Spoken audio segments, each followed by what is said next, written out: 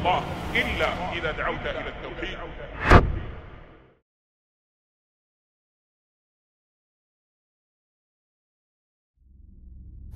Esclavage, humiliation, maltraitance, torture et génocide, de nombreux musulmans ont payé très cher leur croyance en un Dieu unique, Allah. Qu'il s'agisse de temps anciens, comme en Égypte ancienne, ou qu'il s'agisse de temps actuels, comme en Birmanie, des musulmans ont donné de leur richesse, de leur confort et parfois même leur vie pour vivre libre. Voici donc 5 despotes qui ont fait couler des torrents de larmes. Voici les 5 pires ennemis de l'islam. Mais avant de vous parler de ces ennemis, laissez-moi vous parler du sponsor Kepchi. L'Aïd c'est pour très bientôt et tu te demandes peut-être comment honorer cette adoration qui est le sacrifice sans risquer d'ennui. Comme beaucoup, tu souhaites peut-être faire bénéficier ce sacrifice intégralement à une famille dans le besoin. Et c'est là que Kepchi intervient. Avec eux, tu as soit la possibilité de récupérer ton mouton auprès de partenaires en France après le sacrifice, ou soit remettre ton sacrifice à une famille dans le besoin, parmi plusieurs pays, dont la Mauritanie, le Kenya, Madagascar, l'Azerbaïdjan, le Maroc ou la Tanzanie par exemple. Un seul mot, la confiance. Et ce, de bout en bout. Pour ceux qui choisissent de récupérer leur sacrifice en France, un système de suivi en temps réel est mis en place. Et tous ceux qui font le choix de donner intégralement leur sacrifice reçoivent une vidéo nominative. Et en plus de ça, l'intégralité des fonds générés par la vente de ces moutons est reversée à une œuvre de bienfaisance. Plusieurs années d'expérience, plus de 26 000 donateurs, plus de 95 000 bénéficiaires dans 9 pays. Et en plus de cela, Kepchi est certifié par Hal Origin et a 5 étoiles sur Trustpilot. Alors, n'hésite pas à cliquer sur le lien en description ou à minima, partager cette bonne nouvelle pour faire du khair autour de toi. Revenons maintenant aux 5 ennemis de l'islam. Numéro 1. Pharaon. Pharaon a pour particularité d'avoir eu de nombreuses opportunités de se convertir. Mais son orgueil, son opulence et sa méchanceté ont fait de lui un des personnages dont Allah nous parle dans le Coran. Dans la sourate Al-Qasas, au verset 4, Allah nous informe « Pharaon était hautain sur terre. Il répartit en clans ses habitants afin d'abuser de leur faiblesse de l'un d'eux. Il égorgeait leurs fils et laissait vivantes leurs femmes. Il était vraiment parmi les fauteurs de désordre. Oui, un homme sanguinaire, qui n'avait que faire de la valeur de la vie. Plus encore, il se prenait pour Dieu lui-même. Allah nous en informe en disant « Et Pharaon dit « Notable, je ne connais pas de divinité pour vous autre que moi. » Et c'est tout cela qui le conduit à sa perte pour l'éternité. Son combat contre le tawhid, son combat contre les personnes faibles et vulnérables. Allah nous informe dans la sourate Al-Ghafir au verset 46 « Alors que le pire châtiment cerna les gens de Pharaon, le feu auquel ils sont exposés matin et soir, et le jour où l'heure adviendra, il sera dit « Faites entrer les gens de Pharaon au plus dur du châtiment. » Ce verset parle clairement de 2 sortes de supplices. Le premier, le supplice de la tombe, qui est souligné par ce fragment. Le pire châtiment cernera les gens de Pharaon, le feu auquel ils seront exposés matin et soir, dans Al-Barzakh.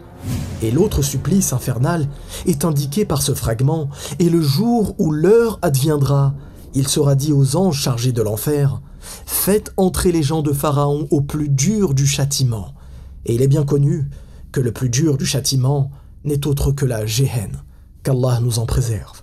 Ainsi, Pharaon fait partie des ennemis de l'islam, et son comportement doit nous amener à méditer sur l'importance de se désolidariser de toute forme d'injustice, car nous voyons bien dans les versets précédents que Pharaon n'entrera pas seul en enfer, mais bel et bien toute personne faisant partie de sa croyance.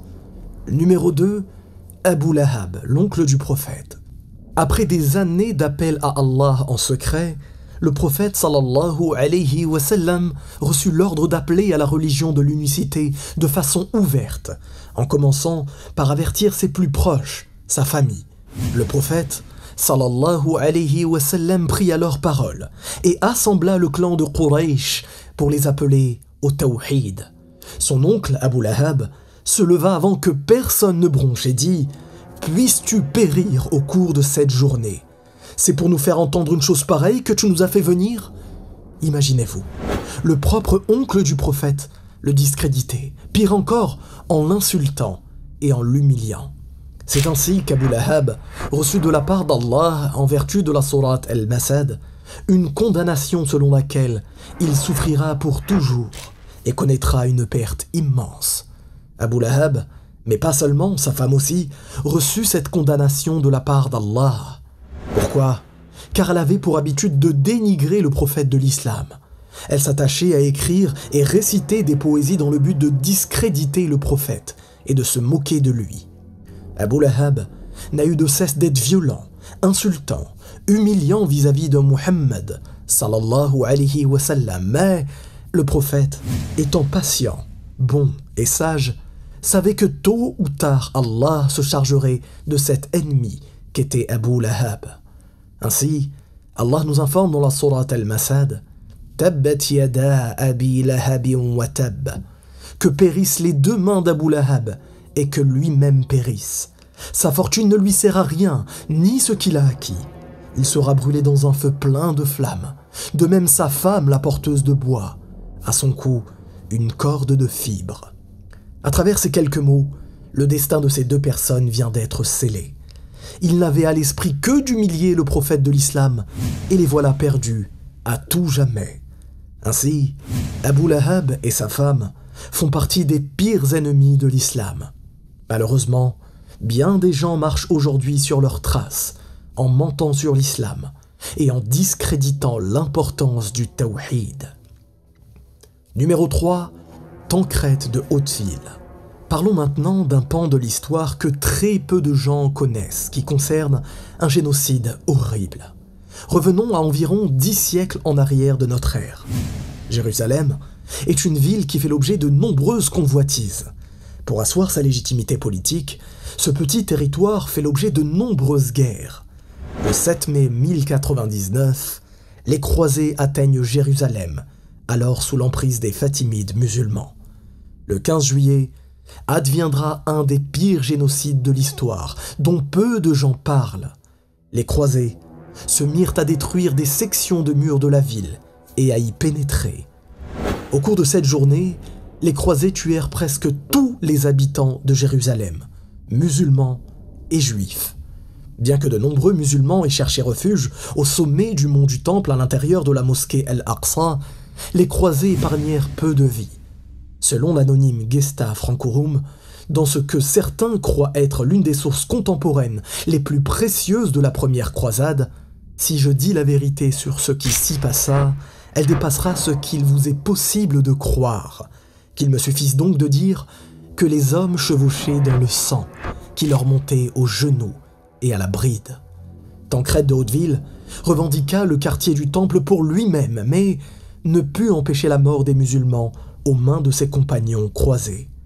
Selon le chroniqueur Foulque de Chartres, aucun d'eux ne fut laissé en vie, ni femme, ni enfant.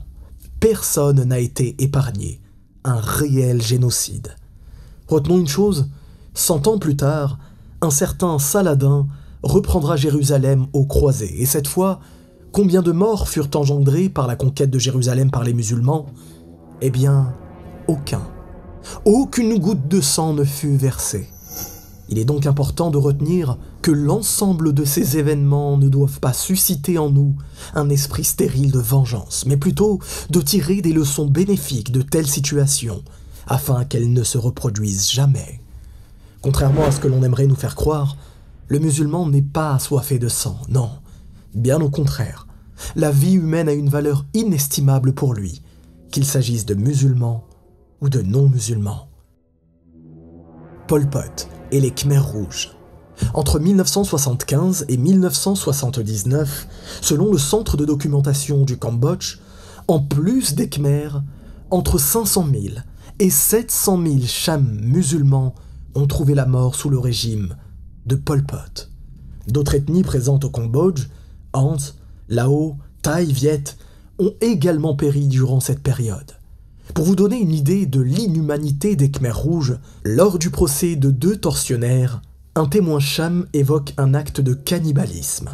Les Khmers rouges ont demandé à une femme de se déshabiller. Ils l'ont ensuite coupée en morceaux. il y avait du sang partout. Ils lui ont ensuite retiré le foie et l'ont cuit pour en faire leur repas. Les chambres extraordinaires au sein des tribunaux cambodgiens ont jugé le 16 novembre 2018 que ce tortionnaire étant chargé de l'exécution des ordres donnés par Pol Pot était donc responsable en tant que dirigeant pour tous les crimes, ce qui inclut les crimes de génocide contre les membres de l'ethnie Cham, ainsi que contre les minorités chinoises, Lao, Thaï et Viet. Des autodafés du Coran, des noyades collectives, des camps de travail ou encore des tortures collectives étaient le quotidien des musulmans de cette région. Pourquoi ces tortures? Simplement parce qu'ils étaient musulmans. Imaginez-vous être torturé uniquement pour votre croyance. Subhanallah, un Cham rescapé témoigne en disant « Tous les Cham étaient forcés de manger de la viande de porc. Certains d'entre nous ne le supportaient pas et vomissaient. Entre 1975 et 1979, au nom d'une utopie marxiste délirante qui prétendait défaire la société de la contrainte de l'argent et bannir la religion, quelques 700 000 Chams musulmans ont péri. Ainsi, Pol Pot est bel et bien un ennemi de l'islam. Ses volontés communistes et totalitaires ont engendré des troubles sans pareil dans cette région du monde, pourtant si calme jusqu'alors. Enfin, dernier ennemi de l'islam, numéro 5, Ratko Mladic, en Bosnie. Nous allons aborder un des chapitres les plus sombres de l'histoire récente de l'Europe, le génocide en Bosnie. Un génocide survenu entre 1992 et 1995, qui a eu lieu pendant la guerre de Bosnie, un conflit brutal qui a fait des centaines de milliers de victimes et a profondément marqué la région. Pour comprendre le contexte, il faut remonter à la dissolution de la Yougoslavie, un État fédéral composé de plusieurs républiques, dont la Bosnie-Herzégovine. En 1992, la Bosnie a déclaré son indépendance, mais cette décision a rapidement mené à un conflit armé entre les trois principaux groupes ethniques, les Bosniaques musulmans, les Serbes orthodoxes et les Croates catholiques. Les tensions ethniques, exacerbées par des décennies de politiques de division et de ressentiment historique, ont explosé en une violence effroyable. Le génocide en Bosnie est principalement associé aux actions des forces serbes de Bosnie, sous la direction de leur leader Ratko Mladic. Les forces serbes ont mis en œuvre une campagne de nettoyage ethnique visant à créer un territoire éthiquement homogène, dans le but de ne plus laisser aucun musulman vivant. Cette campagne a inclus des massacres systématiques, des viols, des tortures et la déportation forcée de centaines de milliers de non-serbes. Le massacre de Srebrenica en juillet 1995 reste l'exemple le plus atroce de ce génocide. Srebrenica était une enclave supposée être protégée par les forces de l'ONU, les casques bleus. Cependant, les troupes serbes ont envahi la ville et en l'espace de quelques jours, ont exécuté plus de 8000 hommes et garçons musulmans bosniaques. Ce massacre est souvent cité comme le pire crime de guerre en Europe depuis la Seconde Guerre mondiale. Le génocide en Bosnie, orchestré par Ratko Mladic, nous rappelle les terribles conséquences du nationalisme extrême. Bien entendu, d'autres populations ont souffert d'exactions et de tortures, et cette liste n'est pas exhaustive. Aujourd'hui encore, à l'instant même où je vous parle, des tortures, des exactions et des meurtres de masse se déroulent sous nos yeux. Que ce soit en Palestine à Rafah, en Birmanie, en Chine ou même dans certains pays d'Afrique. Nous avons tous un rôle à jouer face à ces injustices, en leur venant en aide de façon financière, en invoquant pour eux, mais surtout en se renseignant sur leur situation. Qu'Allah anéantisse les oppresseurs, qu'Allah assiste nos frères en Palestine, en Chine, en Birmanie et partout où des injustices ont lieu. Qu'Allah nous guide vers un droit chemin et qu'Allah humilie les commanditaires de ces atrocités. Encore merci à notre partenaire Kepchi pour avoir sponsorisé cette vidéo. Si vous êtes à la recherche d'un mouton pour le sacrifice de l'Aïd, avec un service clé en main, n'hésitez pas à cliquer sur le lien en description. Partage, like et abonne-toi si ce n'est pas déjà fait. Je te dis à très bientôt, Inch'Allah. Wallahu a'lam. Barakallahu fikum. Wassalamu alaykum wa rahmatullah. Si tu as aimé cette vidéo, tu aimeras certainement celle-ci, qui traite de l'islam en Palestine.